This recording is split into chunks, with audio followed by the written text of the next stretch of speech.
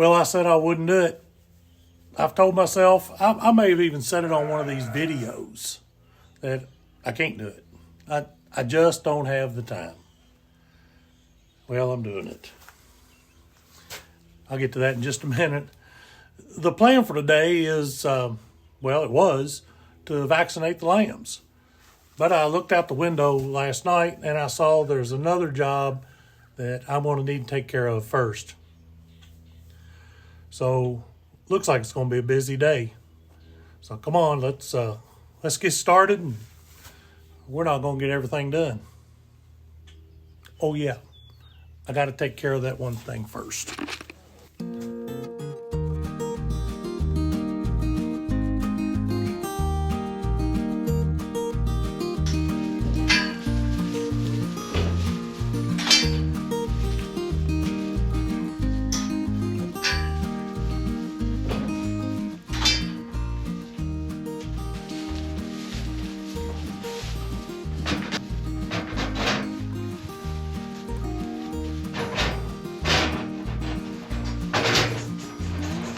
You may have seen in some of the other videos about the ewes that I had in the barn, because they had triplets and I was trying to feed them a little extra, keep them doing good.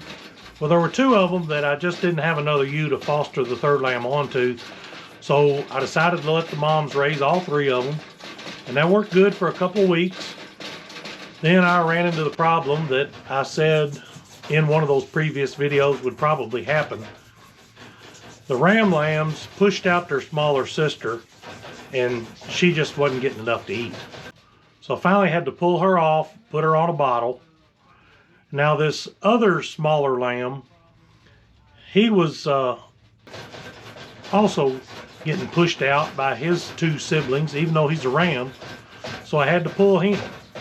Now the bigger lamb was a single, but I don't really know what happened. His mother just suddenly, she went off feed. She got down. She wasn't doing real well. So I had to pull him, because in order to help her, I had to pull him. So after saying for years that I just didn't have time for bottle babies, well, here I am with three of them. Granted, the ewes did the hard part. Now, you know, while they had to be fed every few hours and tended to through the night and all that, the ewes took care of that. But I still need to give them a bottle, well, about twice a day I give them a bottle. So I can handle that. I give them one in the morning, give them one in the evening, and they're eating feed and hay well. They've got plenty of water, so they're going to be fine, even though it is causing me a little extra work that, well, I've said I wouldn't do, but here it is. Well, I said I looked out the window last night and saw that I had a problem. I didn't really see the problem. What I saw was the symptom of a problem. Now this thing, you can't really see it flashing in the daylight, but this red light on here flashes. You can really see it at night. It could be that the battery's just dead. I kind of like this thing because it's got a couple of settings on it. So you can say for a really hot fence or a fence that you just think is hot enough. I like to keep my fence about 8,000 volts if I can. And right now it's running about 4.8. At least it was. See what we get here.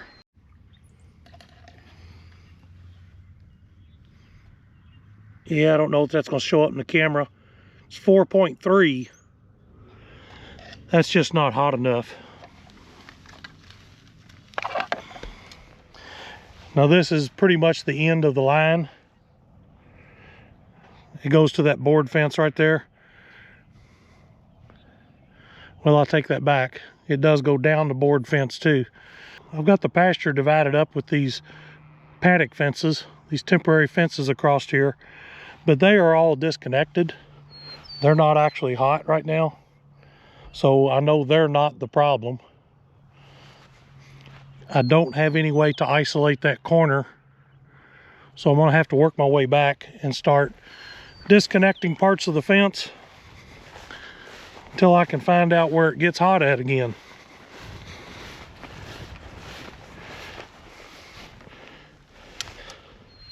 Well, this grass has really grown. I don't know if you could see it.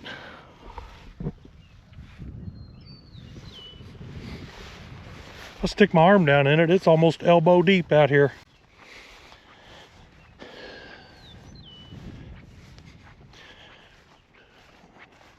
These are the paddocks that I put the sheep on for just a couple of days and then moved them on. And it's really grown well.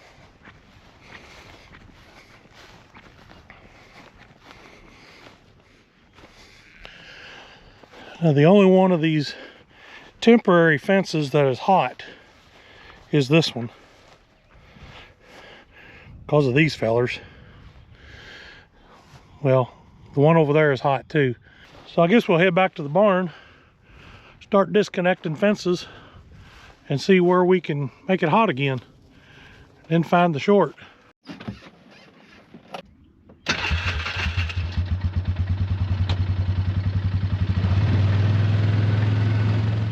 It's 5.8 here.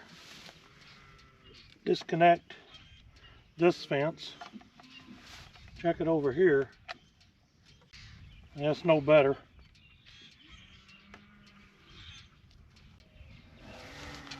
Try the other end.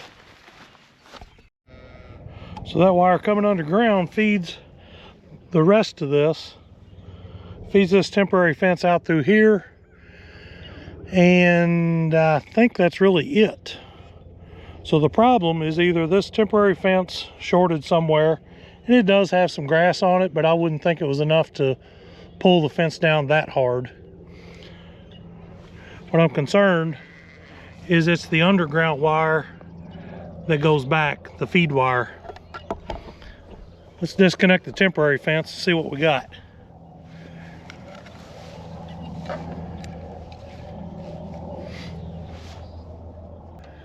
All right, with the temporary fence hooked up here, we've got 4,000 volts. Unhook my jumper.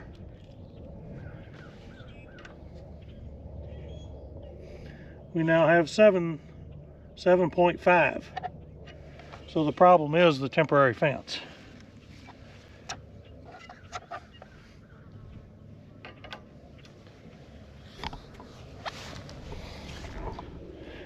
Oh, here's my problem.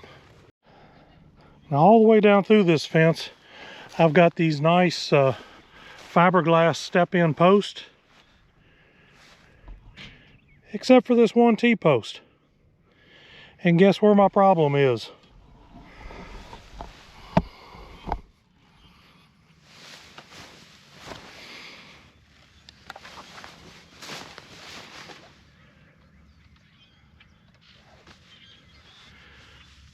There. That's simple. That's why I don't like using T-post in an electric fence. Sometimes that's the only thing you can put that is stout enough. That one is there because I use that as a corner sometimes when I'm partitioning things off. Now let's see what kind of power we got.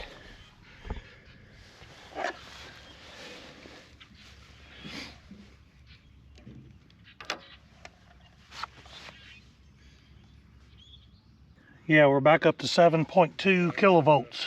I like 8 kilovolts on the fence, but all of my sheep are broke to the hot wire pretty good. There's plenty of grass, so they really don't have a lot of reason, a lot of need to get out. I think 7,000 volts will be plenty. We might get the sheep vaccinated yet. Here, sheep. Here, sheep. Come on, girls.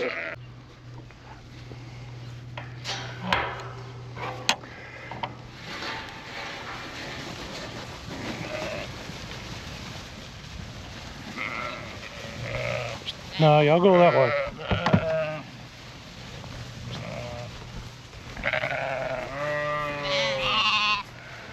Go on. Psst, psst, psst, psst. Oh, you. Psst, psst. Well, okay. Go that way. How long does it take that ram to get across the fence? I think the other one already did. Yeah, sheep. Oh, wait a minute. Better wait for everybody.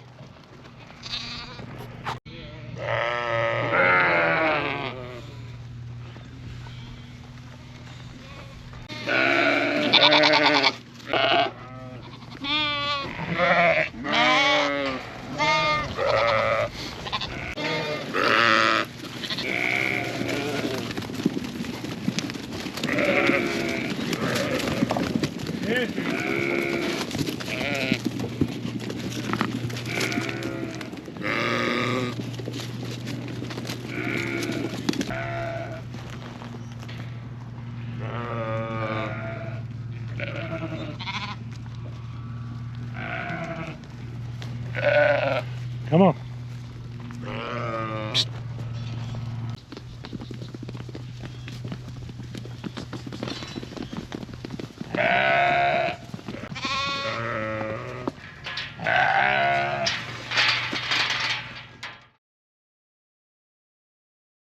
The vaccine I'm giving is just kind of your standard, what I would consider standard CD&T vaccine. It's the Barvac CD&T. That's really all that I vaccinate for, and seems to do a pretty good job. Now, I am using the small bottles of this, and the reason for that is that's all I could get. I couldn't get the bigger bottles to use in the bigger syringe, so I'm having to do a lot of draws. I got to draw up 2 cc's of this every time I go to give a lamb. So let's get to it and get these little ones vaccinated.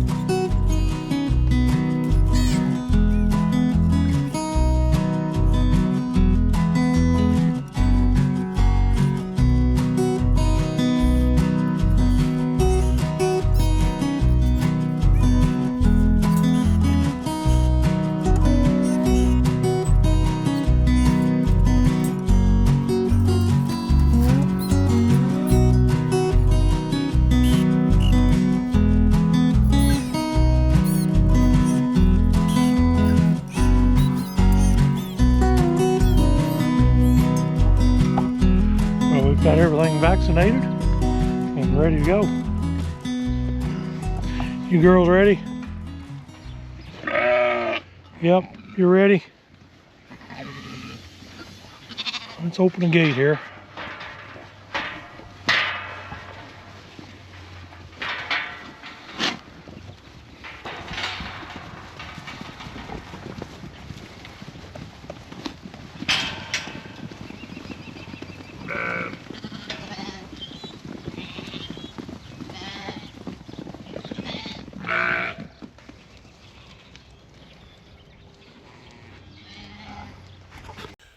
Well, it got late, but we did get everything done. And I'm gonna head to the house, get cleaned up, get ready for supper. Speaking of getting cleaned up, if you're looking for some soaps and stuff like that, other products, my wife and daughter make some soaps, different, I don't know what all they make, bath bombs and all kinds of stuff. That's a soap that we use every day, and it works really well. I'll put a link in the description down below. And if you do happen to order something from them, mention that you saw it in this video. I would appreciate that, and they would too. So check them out. And thanks for watching, and we'll see you next time.